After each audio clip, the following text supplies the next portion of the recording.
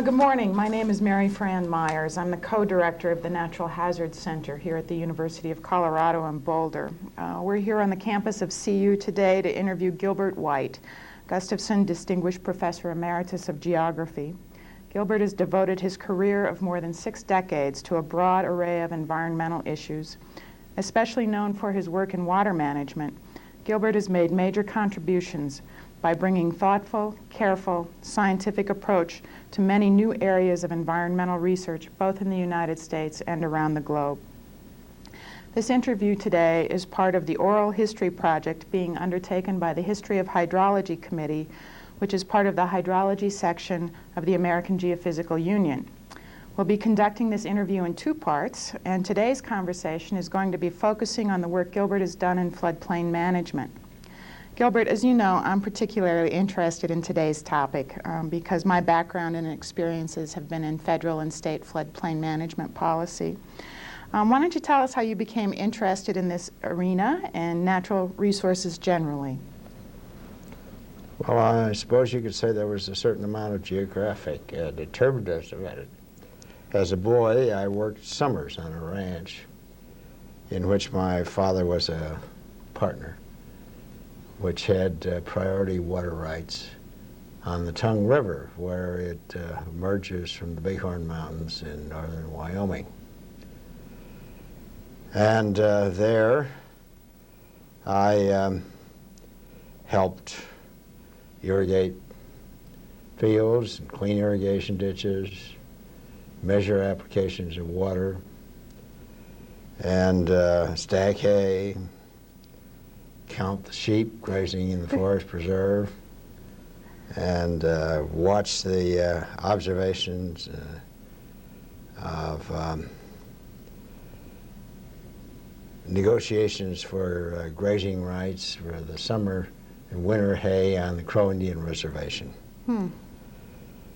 So it was a combination of those that interested me, but then along came the Depression and a devastating late winter storm that forced my father out of the business. I retain a vivid memory of that experience. And also, both my grandfathers had been lawyers and politicians in Mississippi Basin towns. And did they have a particular interest in floods? Well, they had to deal with floods. One was Attorney General in Kansas, and one was mayor of Burlington, Iowa. And so it was not uncommon in family circles to hear talks about floods in the towns or in nearby farmlands. So floods were not strange to me. Not strange, part of your background. Yeah. Sounds interesting. Well, and this was after you had spent your summers in Wyoming, and then your family was from Chicago, though, right? That's right. My parents, neither of whom had been to college, had settled near what they understood was a very interesting new institution in Chicago, so that their children, as yet unborn, could have the experience of going to a university. It was called the University of Chicago. Oh, wow, that's become quite the institution now. And 3 of us went there and took degrees there. And when did you begin your academic studies there? Well, I went to high school at the University of Chicago, and then I was there in the mid-20s and graduated with a bachelor's degree in 28 and went on and took a master's degree and later a doctor's degree. It was a very exciting place for anybody interested in environmental matters at that time. Really? On the physical side, there was a fellow in geomorphology named J. Harlan Bretz, who had just had a fiery controversy with all the leaders in the geology field about his Missoula flood hypothesis of the origin of the channeled scablands. Really? And was writing a special analysis of the origin of limestone caverns. I walked with him through Indiana caves. But the Scablands were in northwestern part of the U.S., right? Yes, but it had been a matter of national controversy as to whether his theory was correct, later confirmed. But at Chicago, there was, in the 20s, there was in vogue a new term that permeated much of the university. It was the term ecology. Ecology. And there was a course in plant ecology that I took. There was a course in animal ecology. There was a course in urban ecology. And my mentor in geography had given his presidential address on geography as human ecology. And who was that? That was Harlan Barrows. Okay. And it was Barrows who was appointed by Harold Ickes, who was both Secretary of the Interior and Administrator of the Public Works Administration in the New Deal that had been established in 1933, that went to Washington in 1934 to be a member of the Mississippi Valley Committee, and asked me to come along and work with him for about 6 weeks on a report. So you left Chicago at that time to go to D.C. for a bit. Yes, and I didn't finish my dissertation. I see. It, And did you stay only 6 weeks? no, I stayed 8 years. 8 years. But it was a fascinating time in Washington. What sort of activities were happening on the waterfront in the New Deal of the early to mid-30s? Well, the Public Works and Works Progress Administration activities had infused a whole set of new money into work of the established agencies and some new ones. The Corps of Engineers and the Bureau of Reclamation and Geological Survey, they were all extending themselves. The Soil Conservation Service had started in Interior and then just moved over to the Department of Agriculture. There was a new infusion of interest in biological aspects in the Department of Agriculture. And most of these are represented in the Mississippi Valley Committee. And then when it completed its report in October 34, it was supplanted by the Water Resources Committee of the National Resources Committee, and a succession of similar national planning agencies. And I had the fun of being a secretary for the Water Resources Committee for that group. Oh, I see. Until 1940, when I moved over to the Bureau of the Budget, the precursor of the present OMB. And what kind of work did you do for the Bureau of the Budget? Well, the Bureau of the Budget, I handled the paperwork for all the material that went over President Roosevelt's desk, dealing with reports to Congress and legislation and bills that have been passed by Congress as to whether or not they were or were not in accord with the program of the President. And that meant consulting all of the different agencies and writing either one-page or two-page summaries of what everybody had to say and what the range of recommendations were as to what should be done about the report or a bill. So that was the way I went out in the Bureau of the Budget. And did the President take your recommendations? Not always, but he always read them.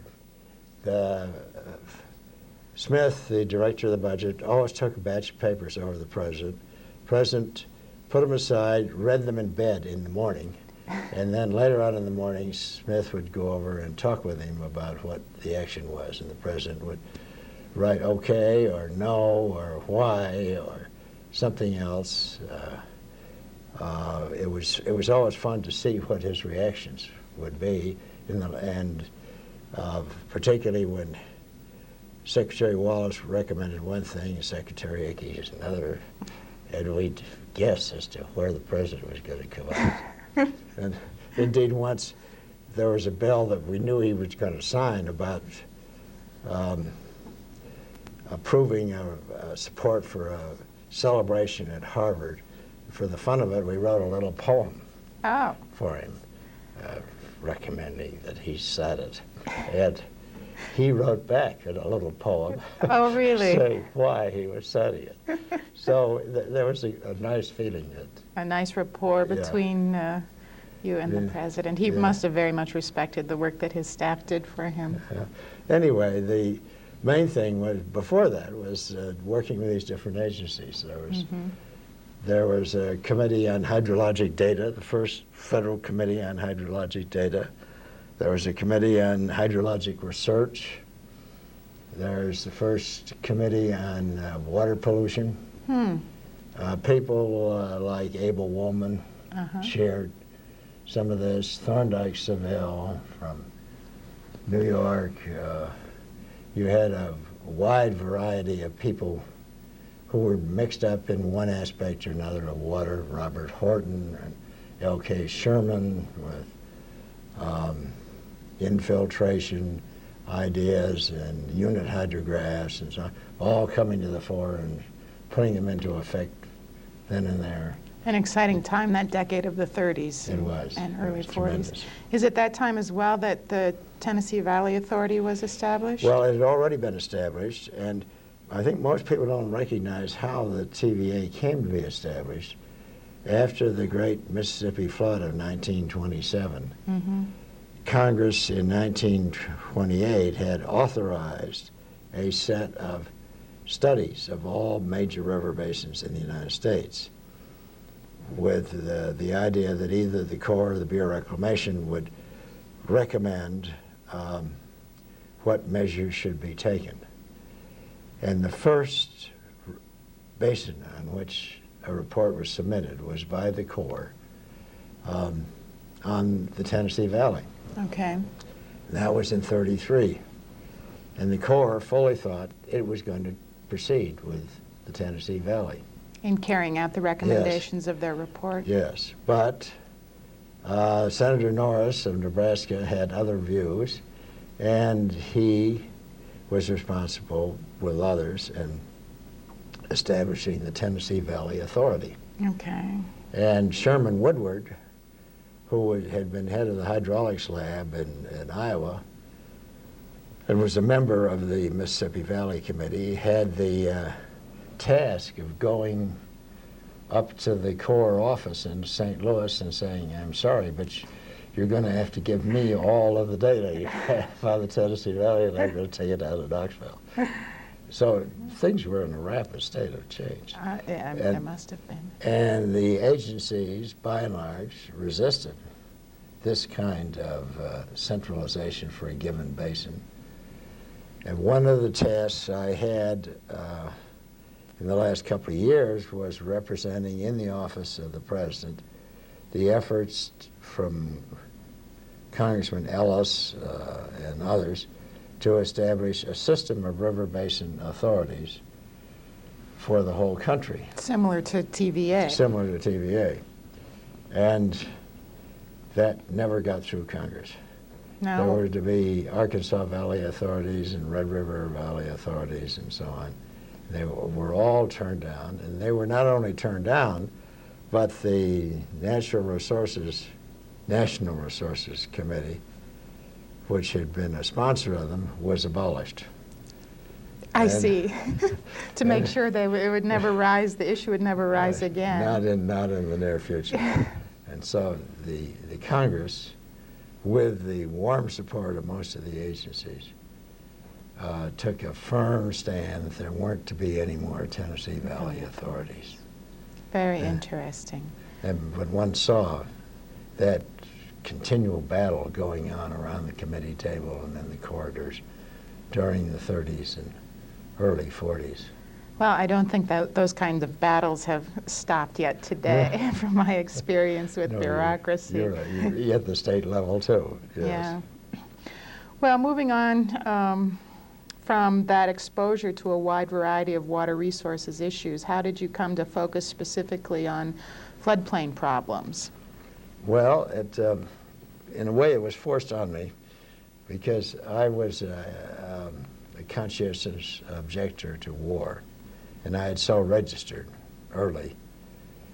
But it didn't have effect because the kind of work I was doing entitled me to do work to be free from ordinary demands of the draft, working in the office of the president.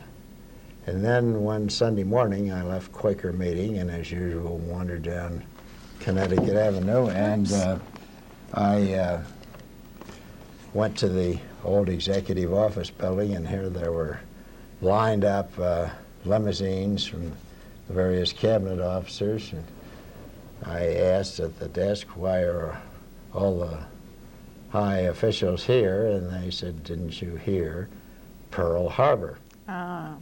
And it was very clear that the next day the president was going to declare war. And I knew then that I wouldn't feel comfortable staying Working for them. With war as the primary activity. And I talked to Harold Smith about it, and he said, well... And who was Harold again? He was the director of the budget. Okay. He said, if they ask me, I'll tell them that you can't go for anything else. Mm-hmm. He says, if they don't ask me, you can do what you want. But unfortunately, they didn't ask me. And I applied to be permitted to go and do relief work for French children and Jewish refugees in Vichy, France. Okay. And they, the powers that be finally permitted me to do that. But I had a few months in which to go through all the arrangements to go overseas, and in that time I had to finish up my dissertation. Yeah. So at that stage, I picked what was closest to my heart and I'd been working on, namely human adjustment to floods. And I knew that I could finish that up. In the time before you had to go over to and Europe. did get it done. Took it back to the University of Chicago and finished it up, and then a week or two later I left for France. I see. Yeah. And now the title of your dissertation was Human Adjustment to Floods, right? That's right. Right. And Tell us a little bit about it. Well, if I'd had more time, it would have been more human adjustment to natural hazards. I see, okay. But I decided to check it, just to limit it to floods. Well, that's good advice to any doctoral candidate. Yes. Keep it small, manageable. And I had been through the flood picture repeatedly since before coming to Washington. I had dealt with the flood control legislation of 1936 and 1938. I had drafted speeches from the president vetoing both bills, but he didn't think well of vetoing those bills. Said he couldn't do it. So I'd thought through the general problem, and the general problem was that when confronted with the effects of these extreme events in nature, there usually are an array of different kinds of adjustments that society can make.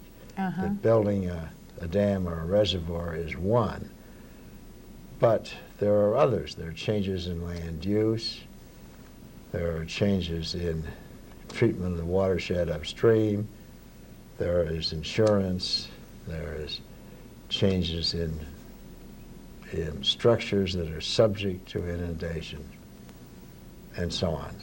And that my argument in the dissertation was that it was important to consider all of these possible adjustments in arriving at what would be in the best public interest. And it was not necessarily one or another. It was not necessarily building public works. It was not necessarily regulation of land use, but it was whatever was a suitable combination for some particular area. That was quite novel thinking for the time. Well, it wasn't very popular at the time.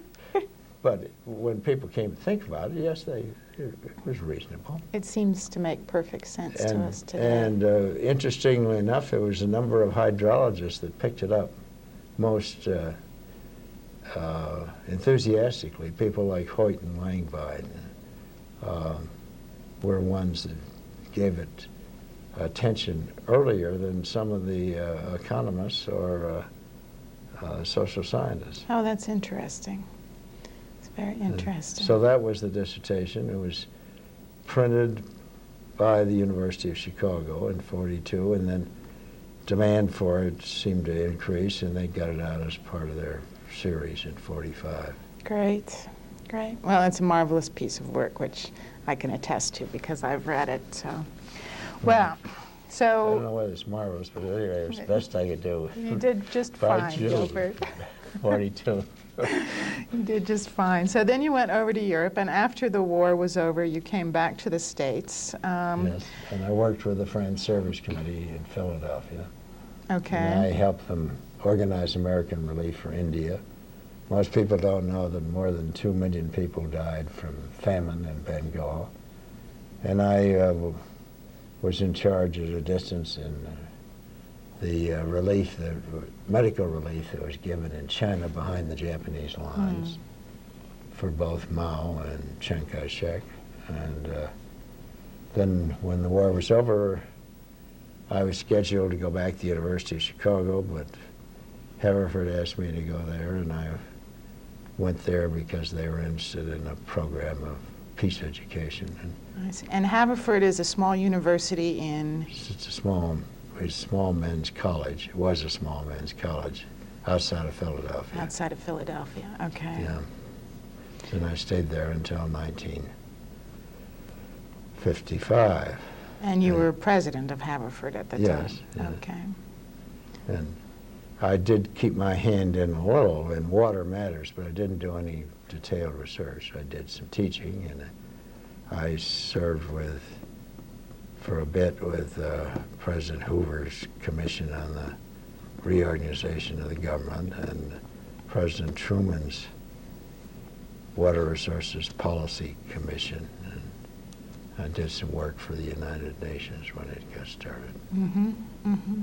And then when you left Haverford, you went back to the University of Chicago. Went back to Chicago, and when I got back there, with a grant from Resources for the Future, I was able to start a whole set of research programs dealing with floods. Great.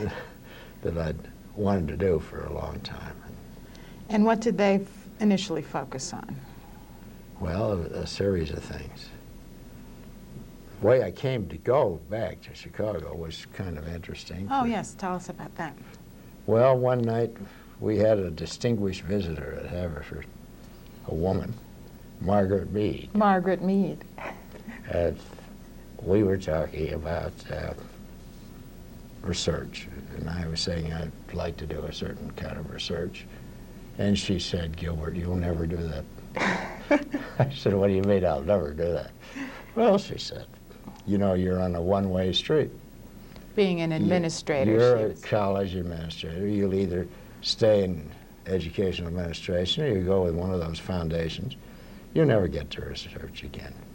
And Ann and I sat up that night, thought about it. And we decided if we were ever going to get back to research, better do it pretty quick.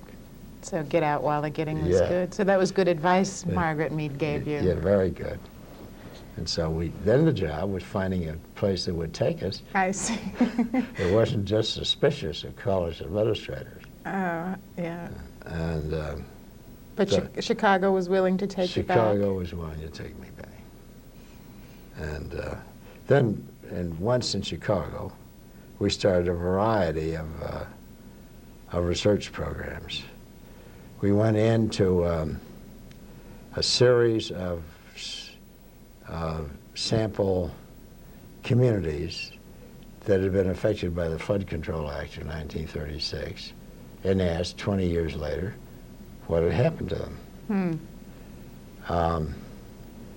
We collaborated with the Tennessee Valley Authority, Jim Goddard, who was down there and playing a very imaginative role, and did the first study of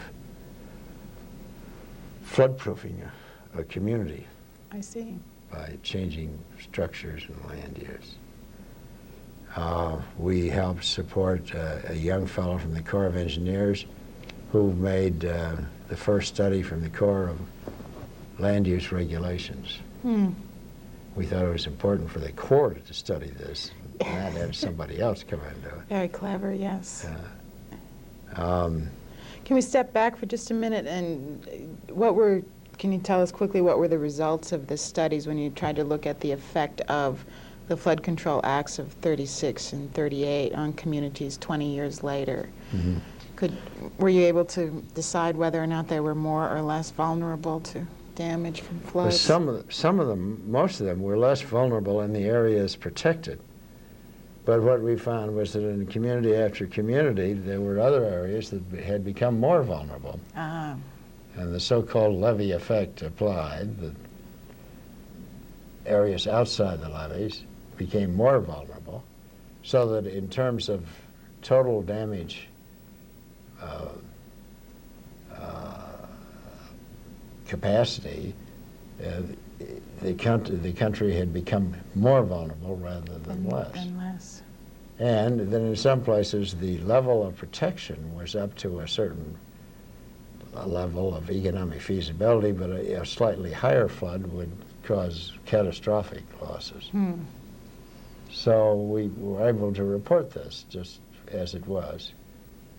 And incidentally, when we got the results of these studies, before we published them, we went over them with representatives of the different agencies. Remember Gene Weber from the Corps of Engineers, and as a result of this, they established the Floodplain Information Service, in which they more systematically undertook to make their information about floodplain hazard and use available to communities around the country. So which they was one. focused on providing more Yes. technical assistance. Yes, along those rather lines. than just building projects, if the community could qualify. And then at Chicago, we got involved in northeastern Illinois in making a study of floodplains in that northeastern Illinois metropolitan area. Right. Bill Ackerman from the state, when others joined in, and Jack Schaefer and Art Zeisel were staff people on it.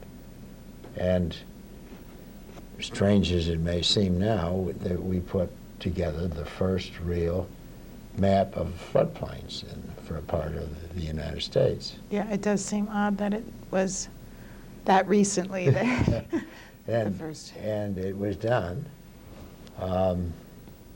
by the U.S. Geological Survey. One of the problems was finding any agency that would fund a map of floodplains. Oh. When today, when you realize there are 20,000 communities that have floodplain maps, it was a special challenge to find funding for that. And the major part of the funding came, interestingly enough, from the Cook County Forest Preserve District. Really? And why did they? Well, the head of the district said, if we can have an accurate description of the hazard of these particular areas, I will find it easier to acquire those properties at a low price. I see. Without such a definitive statement of risk. I see. So mapping a floodplain made it easier for the Forest Preserve to purchase the Yes. the property that they wanted to maintain in Yes. open space. Yes. So that was an interesting byproduct. Yes, very much so. But at any rate, the Northeast Illinois Metropolitan Planning District was a pioneer in this regard. It was one of the pioneers, and I think they still are. You know, I worked in the Chicago Metro Well, District you've been myself over for that a whole while, area yourself. and it was. I think they still are leaders in this area. It's very interesting. And some of the leadership shows in ways that don't make the newspapers, because a flood will occur, but there isn't any damage There's to no report. damage. That's right. That's right. Yeah. Yeah, it doesn't make good footage. Successful mitigation. So tell us a little bit more about, or tell us about the Bureau of the Budget work that you did following the work in northeastern Illinois. When did you get involved with politics back in Washington again? Oh, well, in the mid-'60s, the Bureau of the Budget called me in and asked me if I would do a consultant's report for them on what they regarded as the alarming increase in the cost of flood control. They had in mind not just the cost of flood control works, but the damages. Increasing losses. That continued to pile up along with the cost of the works. And I looked at the situation and said, I didn't think I or any other person should do a consultant's report. But that if they wanted, I would help them organize a report by a task force that would include representatives of all the major agencies concerned with flood problems, that would then suggest to the federal government and the Congress what sort of modifications might be made in federal policy that would deal with this problem of rising costs. And they decided to do that. And they put together, with John Head as the executive, a group that included people like Walter Langbein from the Geological Survey and Dick Hertzler from the War Department and Jim Goddard from TVA and so on. All people who represented different facets of flood problem in the United States.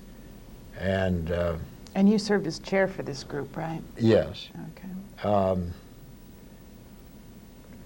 But being chair wasn't so important. It was the fact that there were just a whole set of people with different views and different disciplinary skills. And, it meant educating economists in hydrology and hydrologists in economics. I remember one of the economists from Resources for the Future was convinced that what we should do was calculate the market value of all the flood lands in the United States and make payments to the owners in proportion to that estimated market value, and then just say, here's the money, do what you want with it. If you want to invest in flood control, well, do it. Don't depend on the federal government. Isn't that an interesting idea? Yeah. Obviously didn't quite fly with your colleagues, huh? Didn't quite fly. But it was that kind of discussion that went on a fresh view. And our group did made a series of recommendations, which, along with a report from Housing and Urban Development, provided a basis for establishing a flood insurance program that was set in motion in 1968. And I've got this. Yeah, before we move to the flood insurance program, the House Document 465 was the report of your task force, right? A unified national program for managing flood losses. And President Johnson endorsed it, sent it to Congress. And we all felt very enthused about it. And when the Congress established a flood insurance program, this looked most promising. Did it follow the recommendation of your task force? No. I see. No, it did not. And in fact, we suggested that the flood insurance activity could be very important, that if it were started without careful experimentation and study, it could be worse than no insurance program. Oh, dear. That it would make for worse situations than without. And what happened was that the new Flood Insurance Administration proceeded to establish uniform rates throughout the country without any of the experimentation that we had recommended for different kinds of drainage areas. And no interest in taking into account the variety of floodplains. That map I have. The map that you have, yeah, of percentage of land in floodplains indicates what tremendous difference there is in one part of the country and the other that Steve Thompson put together. Right, yeah. And if you look at that carefully, with the subdivisions being agricultural regions or physiographic regions, you see that dealing with the country as a whole as though it were a uniform place is very misleading. But that's what FEMA did, and FEMA to this day still has not done a careful appraisal of what the effect was of their providing insurance. And now almost 30 years later, it really has become the standard for floodplain management in the United States. It's the rules and regulations of the National Flood Insurance Yes. Program, but we don't quite know how well it's working. No, we don't. And it's interesting to look back and try to figure out where that 1% flood line came, whether it was just drawn on a paper. How was the 1% or 100-year well, our group standard? was very reluctant to set one. We said, you ought to carefully figure this out in terms of the type of land use, the hydrologic regimen, and conditions under which people will and will not buy insurance, and try to find that out. And people often have said that it was really set by just somebody drawing a crayon on a paper tablecloth at lunch one day. At lunch one day, so we're not sure that this was a careful scientific No, study that no. caused us to come to use this for the standard.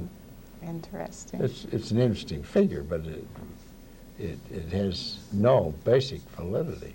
Yeah. I'm sorry to say. I'm sorry to hear. But you ran into that Yes. in your communities. Yes. Yeah. It makes it very difficult. The whole notion of probabilities and people trying to understand that the 100-year flood is the same probability every given year. And why land use needs to be treated differently below that line Right. and just on the other side of that line. It's perfectly safe, yes. It's Yeah. very difficult to explain the risks that are associated with that line on the map. So. Yeah. Well, all of this background, Gilbert, is very eye-opening to me. I began my career in flood work after the National Flood Insurance Program was well entrenched into the system. You just took it for granted, didn't you? I did just take it for granted. And perhaps until I met you, I hadn't really questioned some of the background policies and why things were the way they were at the time. Looking at flood policy today, national flood policy, and looking toward the future, what's your judgment about how effective national flood policy has been in reducing the country's vulnerability to potential damage from floods, and what recommendations might you make for us to be moving toward in the future? Well, I think one important recommendation to consider is going back and seriously trying to assess what's happened as a result of the insurance program and the community standards that have been imposed. And one of the interesting ideas today is one jointly developed with some of the Canadians of comparing the history here with the history in Canada, where they've taken a different approach with their communities. And that in neither country has there been a careful post-audit. To do one similar to the one that you did in the early to mid-50s Yes. to look at the effect of Yes. flood policy in the 20 Yes. years prior to that. Yes. Okay. Yeah. So I think that's one of the very important things to look at. Okay. Now the federal agencies, in their report on an assessment of floodplain management in 1992, this report Right. began to do this, but not in terms of specific experience in individual communities. Yeah. Yeah. And didn't that report also point out one of the basic problems that we have in trying to do an evaluation in terms of our lack of data? Yes, that we don't have uniform data. Is it possible to do a good assessment without uniform data? I don't think so. I don't think so. So I think we're still lacking the data and the programs and the careful attempt to apply these. Okay. Well, you mentioned earlier when you were talking about your dissertation that if you'd had more time, you would have looked at human adjustment to all natural hazards and not just floods. Are there ways that you've seen that your approach on considering the range of adjustments to hazards has been applied in other hazards fields and other than just floods? Yes and no. Okay. That is, I think, interestingly enough, in the 1950s, there was an international effort to deal with drought hazard, the problems of arid lands. And under UNESCO, there was a multidisciplinary international program that looked at all aspects of how you deal with aridity as a hazard. It led to a whole set of research reports, and that's continued to this day with some deficiencies, but there is an international treaty that's in operation and is beginning to, I think, have some positive effects. So that's one case. I think there's been some interest in looking at coastal hazards. I was involved in a review that the Office of Technology Assessment made as one of its last acts on reviewing earthquake hazard in the United States and trying to look at it in terms of the whole range of adjustments, pointing out that it was not enough simply to look at seismic mapping and estimates of what would be earthquake motions and depths and so on. That one had to look at the whole range of possible adjustments. In comparing the earthquake program, the National Earthquake Hazards Reduction Program, with the national flood programs that have been in place, could you hazard a guess as to which has been perhaps more successful in trying to adjust to use your recommendations about a broad range of adjustments? Well, I'd hesitate to say. Yeah, it wasn't a fair question, but I sort of caught you off guard. No, it's an interesting question, but I don't think I know enough to say that.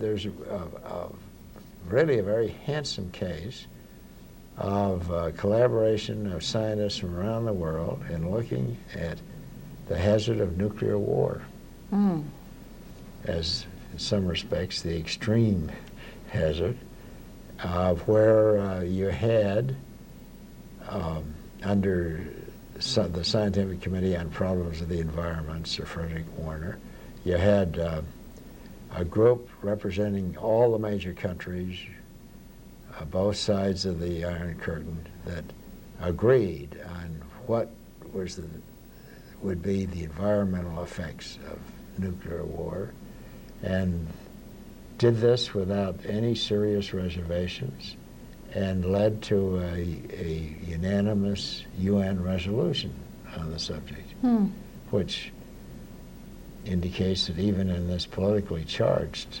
situation, efforts to look at the whole range of activity, right, from tracing movement of plutonium to effects on agriculture and forests and so on, it is possible to do that. So I think there are some examples of that sort, but not many. Not many.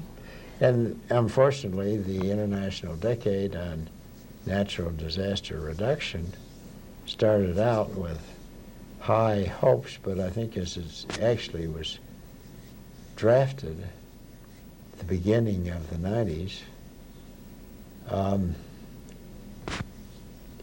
is not necessarily going to lead to any real reduction in hazard. I think that it's going to be very traditional in the sense of generating and circulating more scientific data about floods or earthquakes, or landslides and the like, but is not looking in a careful fashion at the whole range of possible adjustments.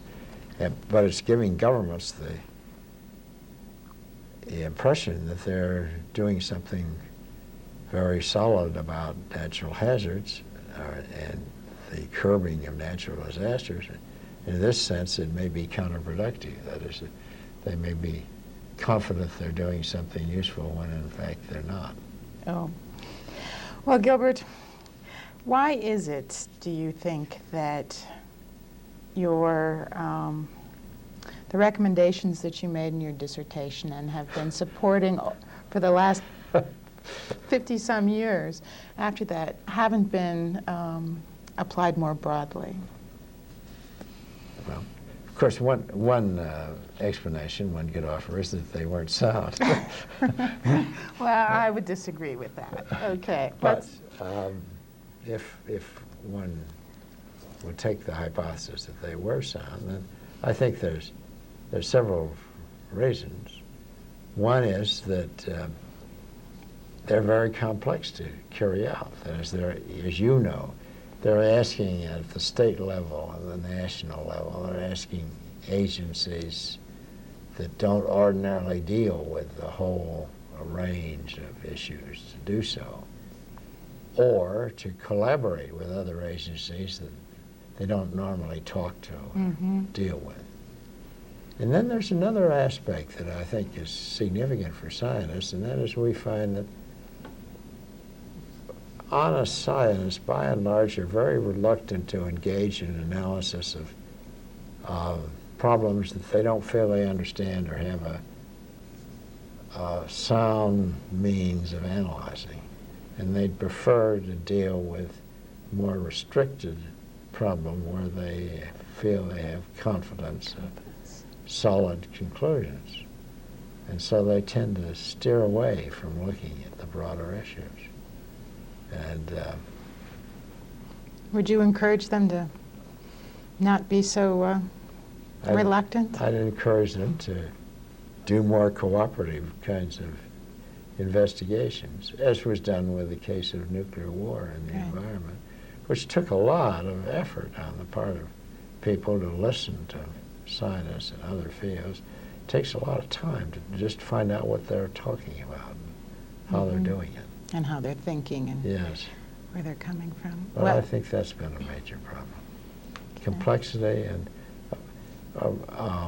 a sense of concern that one not offer findings or suggestions where one is not thoroughly prepared to deal with them.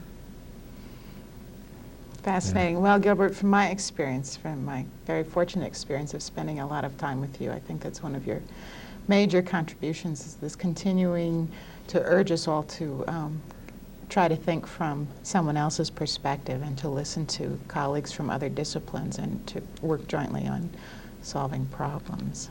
And we've come a long way in the floodplain management field, I can tell you that, as a result of your work. Well, yeah, it's not an easy task. Yeah. It's not an easy one.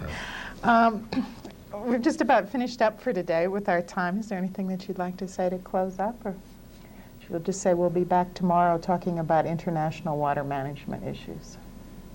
No, I think the only thing I would say is that as I look back over this, and I think I would say it tomorrow too, is that when I think of a lot of the work that's been done, it's frustrating not to be able to name all the people who were involved.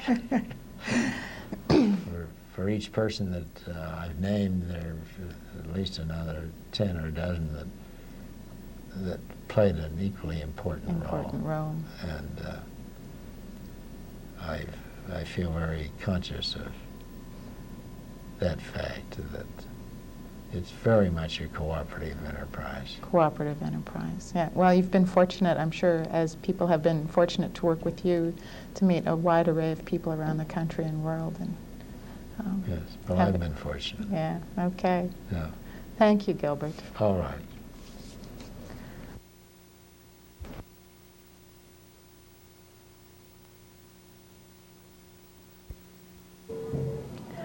Good morning. My name is Mary Fran Myers. I'm the co-director of the Natural Hazard Center at the University of Colorado at Boulder. We're here on the campus of CU today to interview Gilbert White, Gustafson Distinguished Professor Emeritus of Geography. This interview is part of the oral history project being undertaken by the History of Hydrology Committee of the American Geophysical Union. This is the second of two interviews. Yesterday, Gilbert, we reviewed how you became interested in floodplain management and natural hazards issues. Today we're going to talk about your broader interest in water management. How did you become interested in the broader issues related to water? Is it essentially the same as what we talked about yesterday? Yes, I think it was just essentially the same. Same question of trying to consider all the range of possible adjustments. I had studied as a graduate student in English estuary, Humberside, and then I worked with the Mississippi Valley Committee before I wrote my doctor's dissertation, and saw the whole range of possible activities with respect to water, not just floods. Mm-hmm. And that was during the 30s, is that right, when you were with the Mississippi Valley Committee? Yes, from 34 to 42. Well, 34 to 40 with the Mississippi Valley Committee and the National Resources Committee and the National Resources Board. And then I went with the old Bureau of the Budget in 1940 until I left the government in 42. Okay. So what sort of exciting things were happening in the water field at that time? Well, the water field was just in actual lather of excitement of new things happening all the time. You had the Soil Conservation Service that had been set up in Interior that moved over to agriculture. You had new funds for the Geological Survey, opportunities for new data collection and new research, hydrologic research. You had Forest Service and the Soil Conservation Service undertaking watershed experiments upstream. And you had the Corps of Engineers and the Bureau of Reclamation engaging in large-scale projects downstream. Public Health Service getting, for the first time, really deep into water pollution from point sources, not non-point sources. In fact, it wasn't until about 2 years ago that we really got serious about non-point pollution. You had REA interested in community development of local power sources, but not mixing up in water issues. But was much of REA's power sources hydropower? Wherever they could get it, the idea was to promote easy and cheap development of power at the local level. Mm-hmm. And all sorts of co-ops were developed around the country. But they did not merge with most of the local watershed districts. And then, of course, under the Public Works Administration, there was this tremendous investment in major storage projects, Right. which was the reason the Mississippi Valley Committee had been set up in the first place, to try and see if there was some sort of plan and reason to the great outlay of public works that had been made to deal with unemployment or that were being proposed. And then you had the TVA standing as an example of integrated water planning, with the agencies by and large being opposed to any more TVAs, and the agencies in many cases feeling that they would like to support that kind of work, but not feeling very competent to go much beyond the sort of activity that they were experienced in and skilled in. And so only in TVA did you have an effort to integrate all of the land and water public power activities. In a particular basin. Do you think that the failure of Congress to promote other valley authorities like TVA was a mistake in the long run? Well, it's hard to tell what would have happened. Certainly there were valiant efforts to promote it.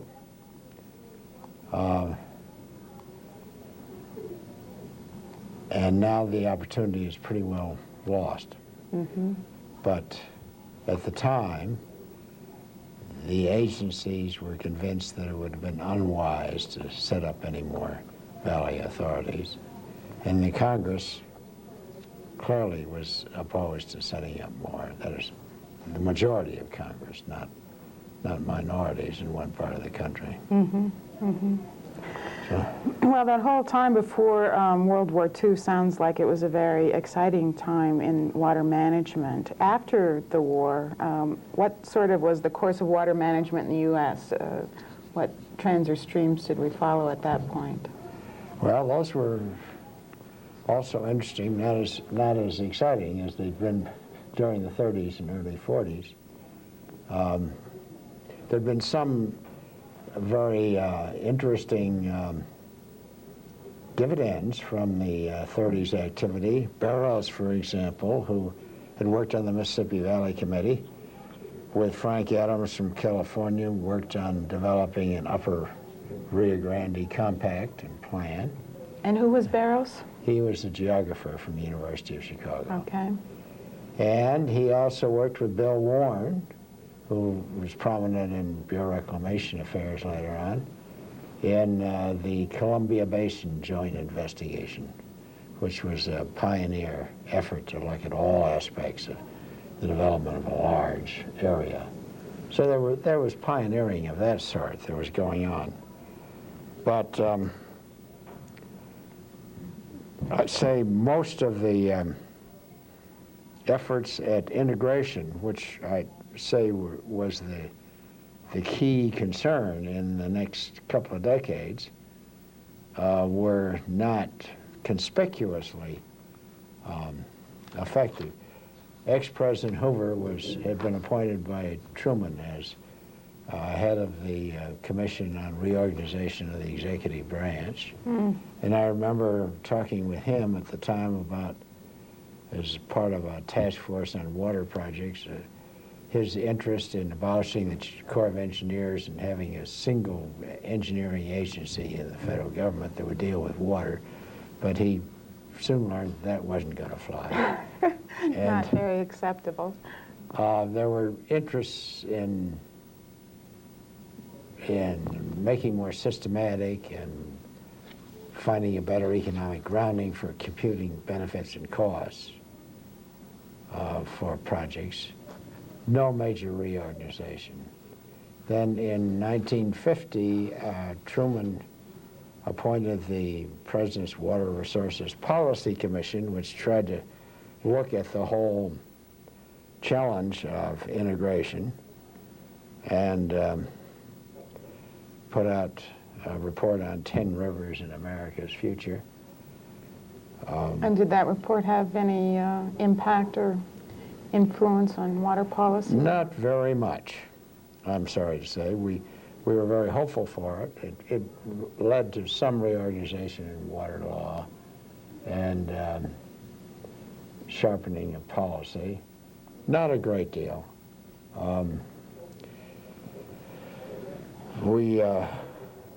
Was one of the basins the Colorado Basin? Yes.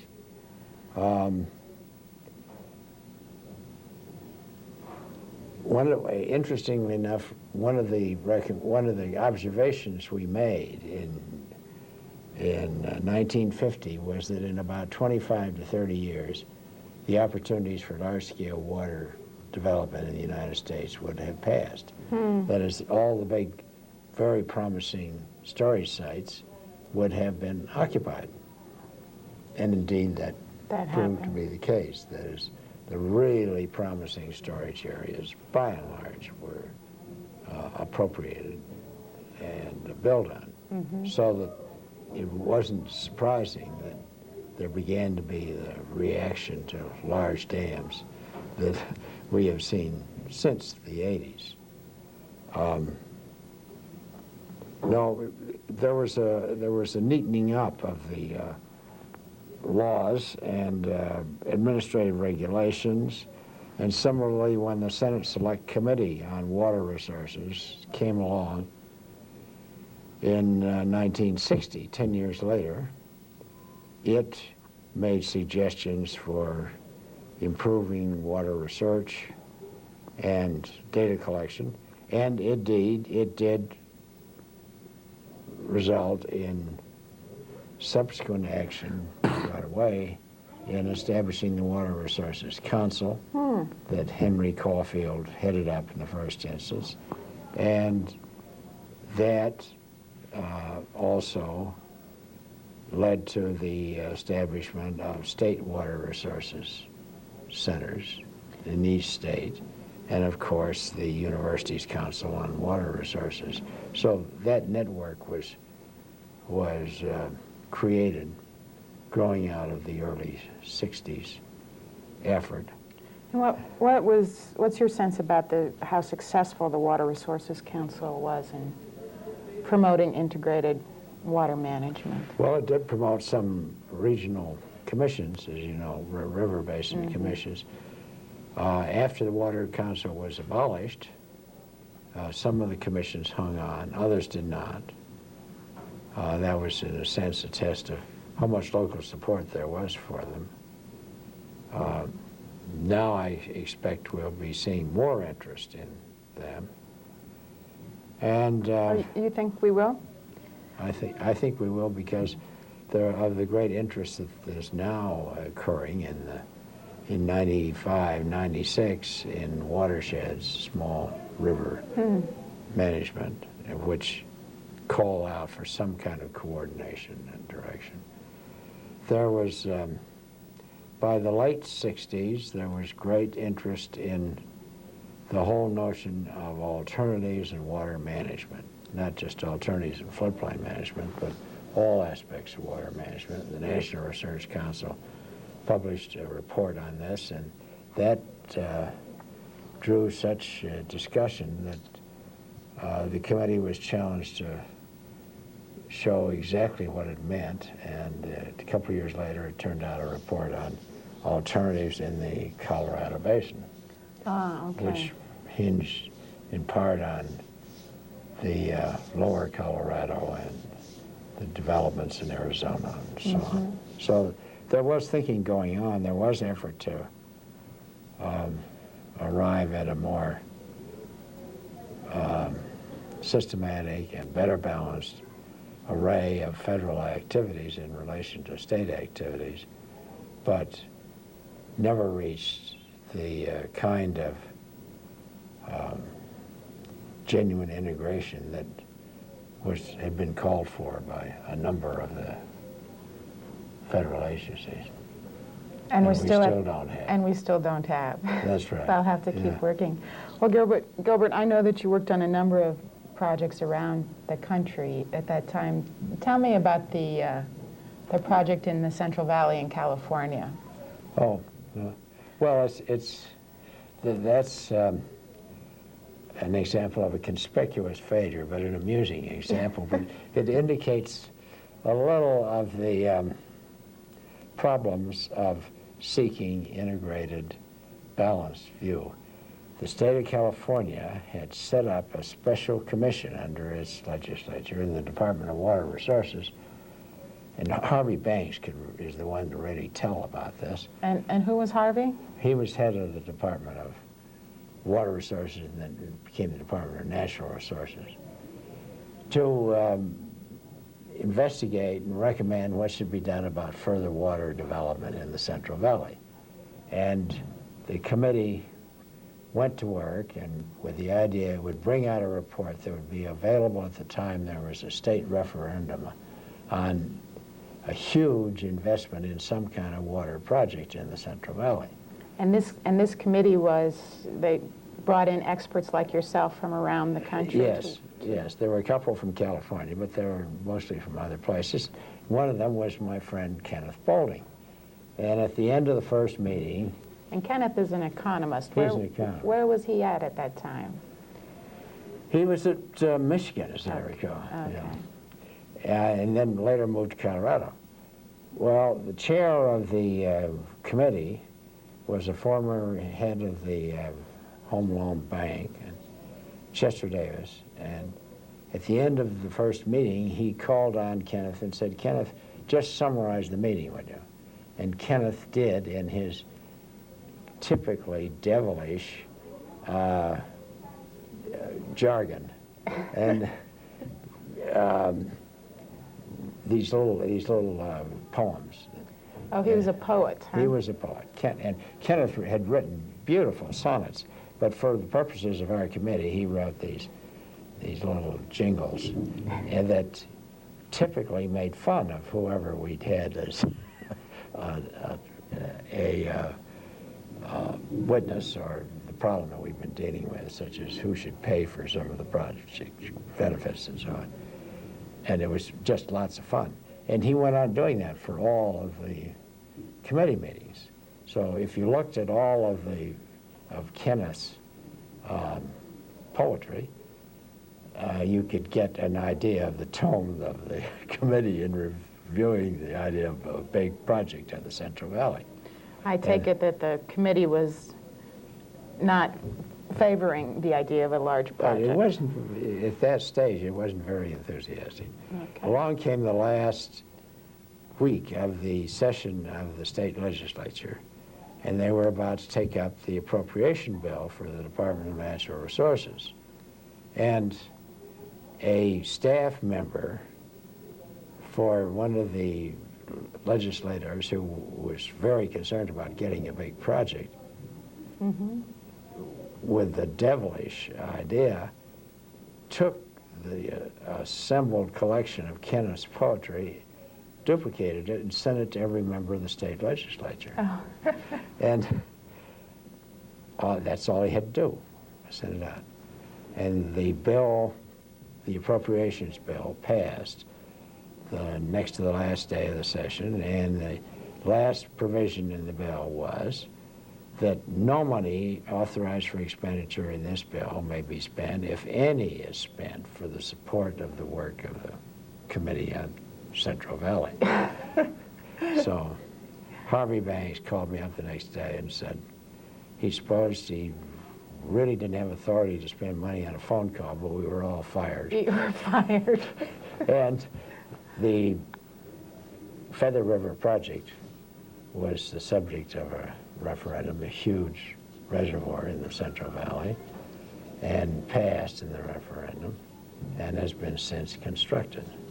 But And people didn't have the benefit of... There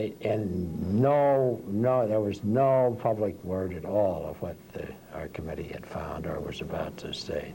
It was all put in the deep freeze, and I can't even find a record of it. All because of a few poems? Yeah, but no, it's more than that. It's an indication of the level of concern that there was about promoting individual big projects, and how people resented questions that were being raised at that time about the wisdom of heavy investments of public funds for some of these large constructions. So that is interesting. And the League of Women Voters subsequently published these poems under the heading of the Feather River Anthology. And it probably has no great significance in the annals of hydrology, but it does exemplify the intensity of feeling that people had about types and sizes of projects that would be undertaken in the United States. So there was a strong lobby for large projects. And Yes, yes. Do you think incidents like that happened around the country in terms of how Oh, yes, yes. large projects might have gotten put in place? Well, people felt very deeply about the importance of them for the welfare of Of the citizens. area, of their fellow citizens, and their economy. Interesting. Yeah. Interesting. Yeah. Well, we've been talking an awful lot about what's been happening on the domestic scene here in the United States, but I know that you've had a strong role in water management issues around the globe. Why don't you tell us what was happening in the water arena overseas during the same time frame of, say, post-World War II and forward? Well, I can tell you about a little of it that I happen to have some exposure to. Okay. In 1949, the first UN conference was held on conservation, and they had a major session on river basin development. And by and large, the countries of the world and the UN agencies for economic development were very keen on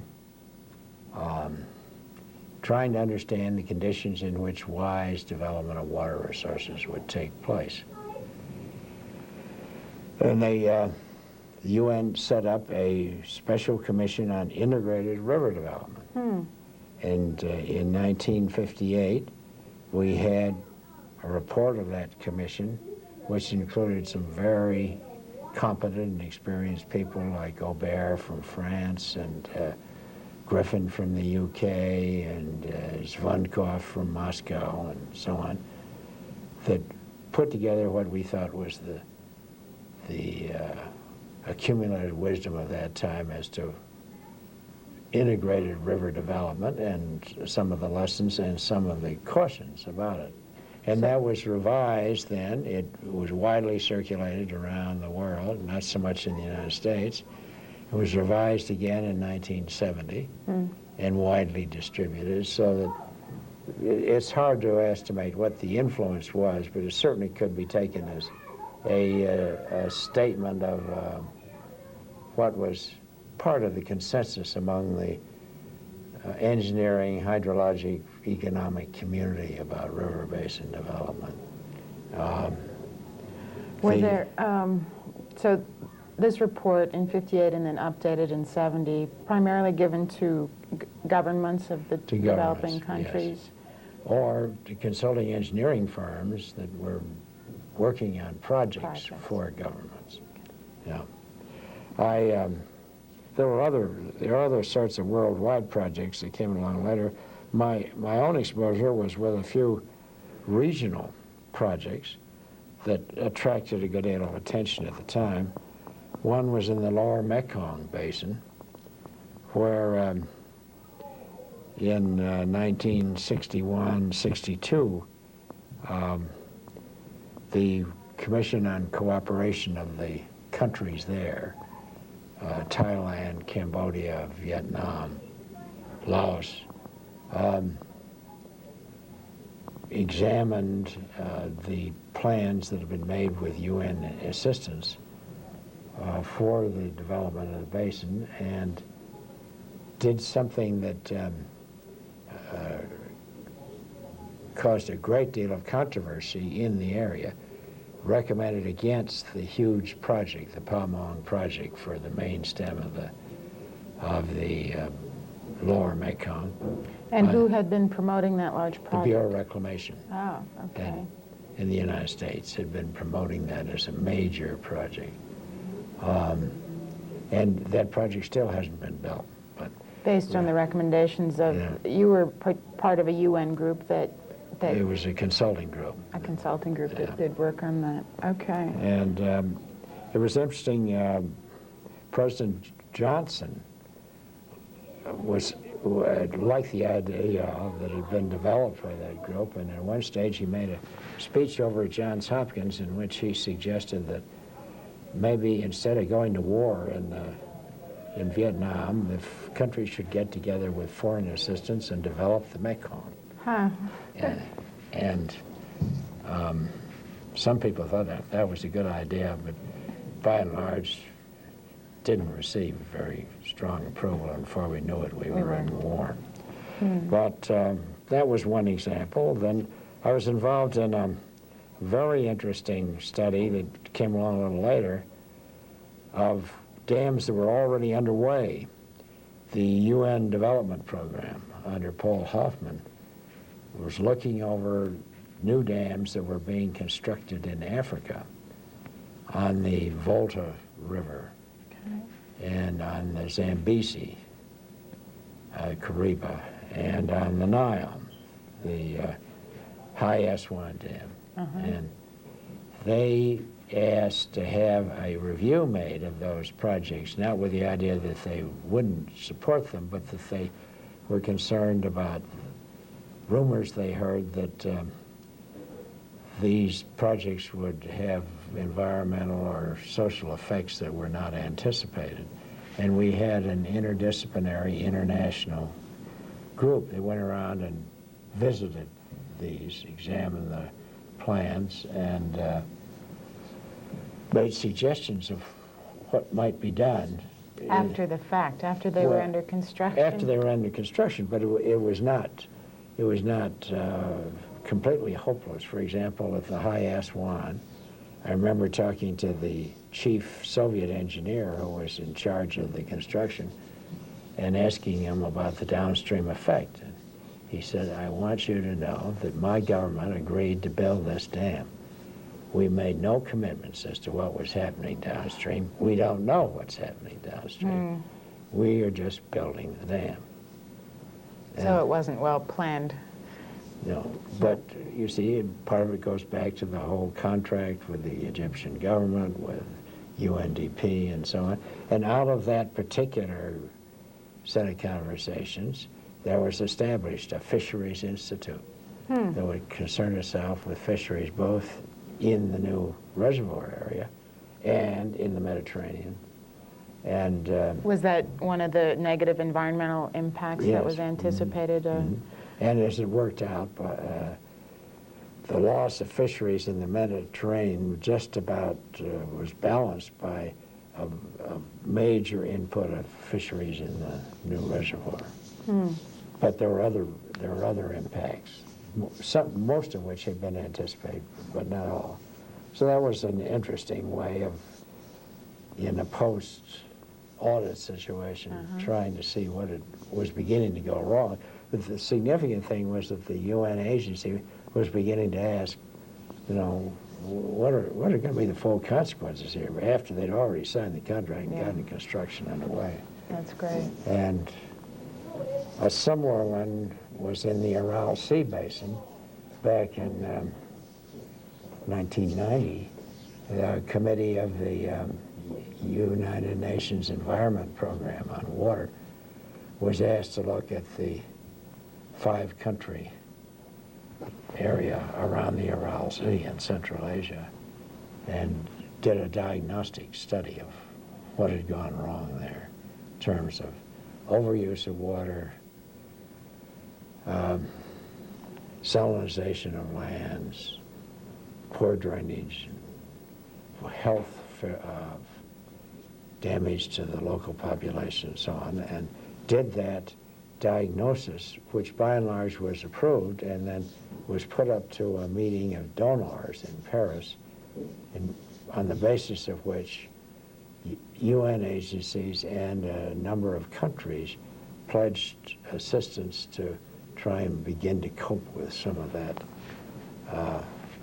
deleterious effect of what had clearly been unwise project development. And I had a very sad feeling about that, because I'd been in Moscow in the early 1960s when the Ural Sea projects were just beginning to reach their peak, and friends in the Academy of Science would come back from meetings at the Academy and shake their heads and say, something terrible is happening, we can't tell you, that we are prohibited from telling you that we think it's all wrong. And they were talking about the Ural Sea, and at that time, competent engineers and hydrologists were protesting within the Soviet Union, but they weren't being listened to.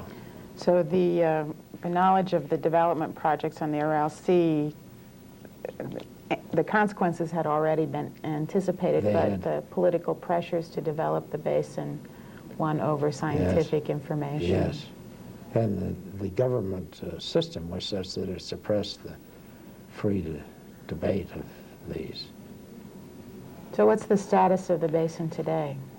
Well, there are a series of rehabilitation measures that are underway, and they're very complicated because they relate to the economic reorganization and administrative organization of these 5 new republics that replaced what was a Soviet-dominated centralized government. Very complicated. Yeah, but there are some promising developments, I think, on the world scene. For example, way back in '73, an international group looked at the consequences of man-made lakes, reservoirs. And Bill Ackerman from Illinois and Barton Worthington from the UK were among those that were especially interested in it. And they really highlighted what were lessons, both favorable and unfavorable, from building reservoirs. And many of those lessons, I think, have been heeded since by engineers. And then some years later, the UN Environment Program sent up an International Lake Environment Committee with the Japanese government financing it at Atsu in Japan, which has become a first-rate meeting place for people concerned about lake environment problems. And do they undertake a lot of research there? They undertake coordinating it. Some of the measures that have been undertaken, for good and bad, have come from not government activity, but voluntary collaboration of scientists, scholars. We all hear a lot about environmental impact statements. Right. I think many people don't realize that the environmental impact statement idea really came to a head at the Careless Technology Conference, which was held at Airlie House in 1968. And where is Airlie House? It's outside of Washington. It's a conference center. Okay. And the Conservation Foundation and some others put together this meeting in which people like Linton Caldwell from Indiana and Dick Carpenter picked up on the idea that it was important to try to have a statement in advance of undertaking a construction project of what the full environmental impacts would be. And that then came to be embodied in the environmental policy under the '69 legislation. And then what is not commonly known is that the Ford Foundation financed a group of agencies to mount legal support of the environmental impact statement. And that whereas many of us had thought that the idea behind an environmental impact statement was to get communities to get together and talk about what would be the consequences of the project, you almost overnight had a set of agencies who, in an adversarial manner, regarded their role as that of using suits and threats of suits and judicial proceedings as a way of forcing conformity. With the NEPA requirements. Yes. And when you talk about agencies, you're referring to non-governmental organizations? Yes. I'm talking about EDF and the Sierra Natural Club. Resources Defense Council and the Sierra Club Legal Defense Fund and so on, which with the best of intentions are pursuing a basically adversarial view. And that all took place at about the same time. Through so the Ford Foundation in financing organizations to have adequate legal staff to pursue implementation of NEPA, perhaps change the course of how environmental policy in this country gets implemented. We don't know what would have happened if they hadn't. Yeah. Well, how does that relate internationally, the notion of environmental impact statements? Is that part of large projects overseas as well? Well, it's picked up overseas. Yes. The whole notion of environmental impact statements was reviewed overseas. Scope had a special meeting for developing countries. I think most of the overseas countries don't have the same emphasis on adversarial action that the U.S. has had. Yeah, okay. Well, you've had a long and distinguished career, Gilbert, and you've certainly contributed a lot to water management both in this country and around the globe. In your wisdom, what do you see as the future? What have we learned from this highly diverse set of water management activities, and what promise? What do we need to be paying attention to in the future for good water policy? Well, there are a variety of things. I've recently I've tried to pick out what I think are three, and others might pick out a different set. One, it seems to me that it's important to continually look at what are the problems we see looming ahead. And we tried with the Carnegie, with a group under the Carnegie Commission on Science and Technology to see what was in common of some of the successful efforts to define looming environmental questions, such as ozone or acid rain or climate change, which 20 years ago were not seen as being particularly important. Now, what will be the problems 20 years from now? And we found that most of these problems had in common a few characteristics. They were all international. It wasn't any one country that developed them. They were all interdisciplinary. There was not just meteorologists or hydrologists or geographers or biologists. They all had a major element of serendipity. That is, they started out looking at one thing and discovered something they hadn't expected. And they were all non-governmental. That in the first instance, it was non-government agencies that defined these problems. And then government agencies picked them up and put huge amounts of money into their study. So I would think that in future, we need to be looking for continued devices that are international, interdisciplinary, and flexible, and not primarily run by the government. Okay. That's one thing. And then As you know, Mary Fred, I think it's very important to have post audits to see what's happened. I have heard you say that before, Gilbert, on one or two occasions. Yes, and I think it's, these days you can't say it too often. That is, in field after field in the water business,